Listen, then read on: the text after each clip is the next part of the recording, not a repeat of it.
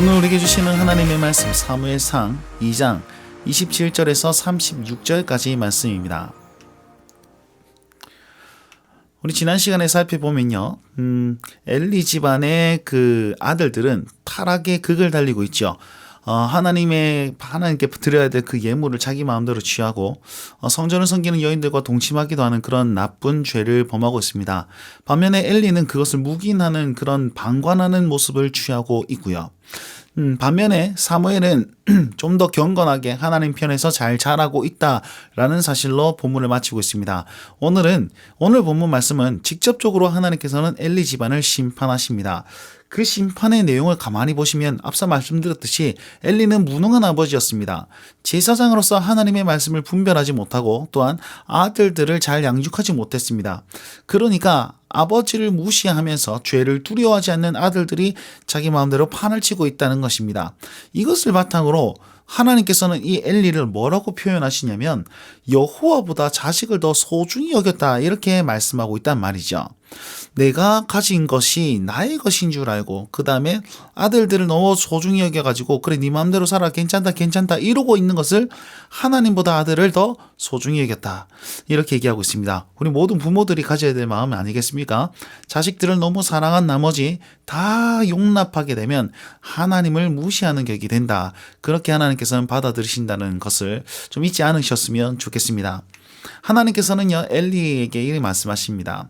이스라엘 모든 지파 중에 내가 그를 택하였고 제사장으로 삼았지 않느냐라고 말씀하고 있습니다. 이 말은 출애굽 때부터 엘리 집안에 영광을 주신 분이 바로 하나님이심을 얘기하고 있습니다.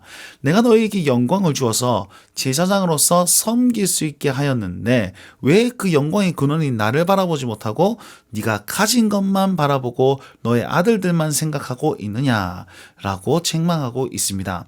여러분, 나에게 주신 그 자녀들은 하나님께서 하나님께 영광을 돌리라고 양육해 주신, 맡겨주신 것입니다.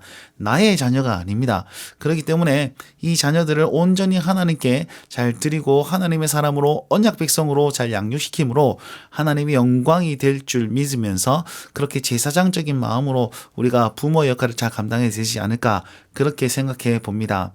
하나님께서는 이렇게 말씀하고 있습니다. 너희는 어찌하여 내 재물과 예물을 밟으며 또 너희 아들들을 나보다 더 소중히 여기느냐, 그리고 너희가 백성들이 나에게 드리는 가장 좋은 것으로 너희를 살찌게 하느냐라고 얘기하고 있습니다.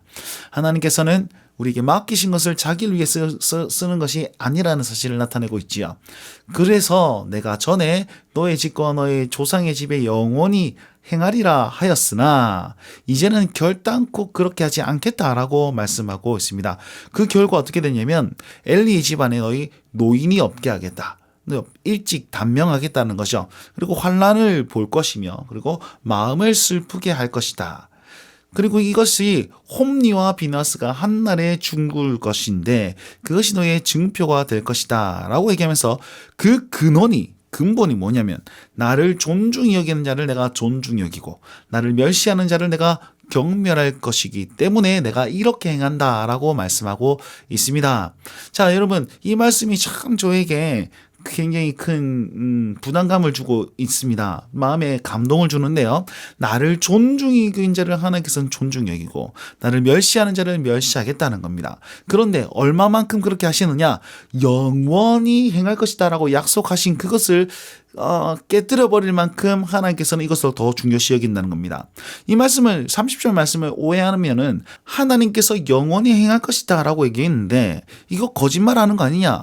그럼 나중에 가서 결단코 그렇게 하지 않을 것이다. 내가 너를 사랑하는 데다가 내가 너를 미워하는 데다가 구원을 주겠다 했다가 구원을 안 주고 이런 분이냐?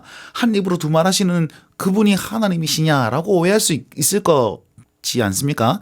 그런 뜻이 아닙니다. 자, 이것은 하나님께서 엘리에게 주신 복이란 말이죠. 그 엘리 집안에 주신 복인데 그 복을 이제 주지 않고 끊어버리겠다라는 말씀입니다. 자, 그 근본이 무엇입니까? 나를 존중히 여긴 자를 존중할 것이고 나를 멸시하는 자를 내가 경멸할 것이다 라는 그 기준 아래서 복을 주었는데 이제는 이것이 안 되기 때문에 이 언약과 이 계약이 안 되기 때문에 다시 복을 내가 걷어버리겠다라는 것이지요.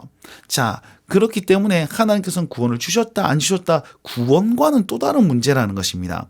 복을 주실 수도 있고 복을 취하실 수도 있는 분이, 복의 근원이 바로 우리 하나님이심을 이 메시지에선 알 수 있다는 겁니다. 이것을 깨달아 알았던 사람이 있습니다. 그것이 누구냐면 한나입니다. 2장 7절에 보시면 여호와는 가난하게도 하시고 부하기도 하시고 낮추기도 하시고 높이기도 하시는 하나님입니다 라고 고백했단 말이에요.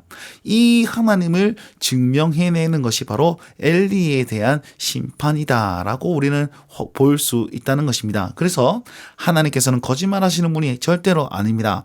그러나 하나님은 복의 근원이 되시는 분이다 라는 사실을 믿으시면 좋겠습니다.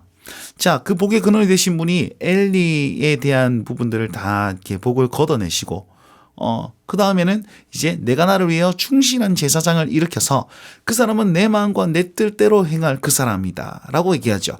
내 마음과 내 뜻대로 행할 그 사람의, 그 사람을 견고한 집을 세우고 기름 부음 보든지 앞에서 영구히 행할 수 있도록 하나님께서는 또다시 복을 내리신다라는 것입니다.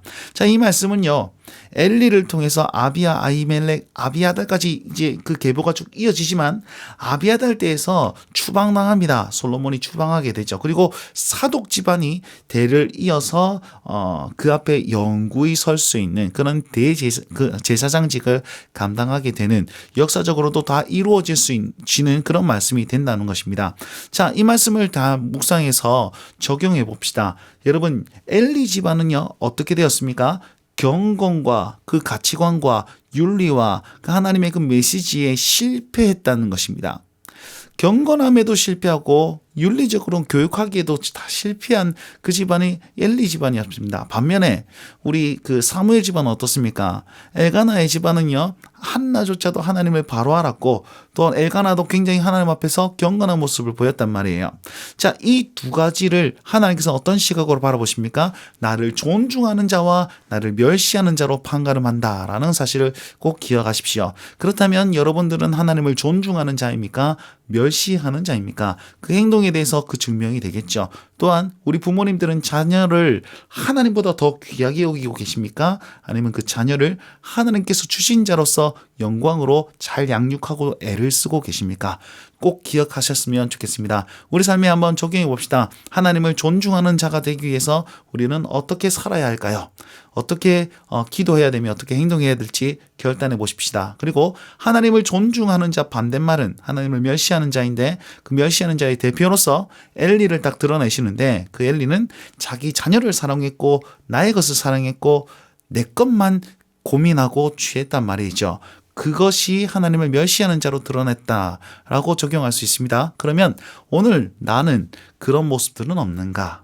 내가 나의 것만 취하고 헌신하려 하지 않고 섬기려 하지 않는 그런 모습이 있진 않는가 돌아보시면서 회개하고 결단하셨으면 좋겠습니다. 오늘도 이 말씀 붙들고 주님을 존중하는 자로 삶으로 말미암아 세상에서 승리하시길 바랍니다. 오늘도 주님과 함께 동행하시길 바랍니다. 날마다 주님과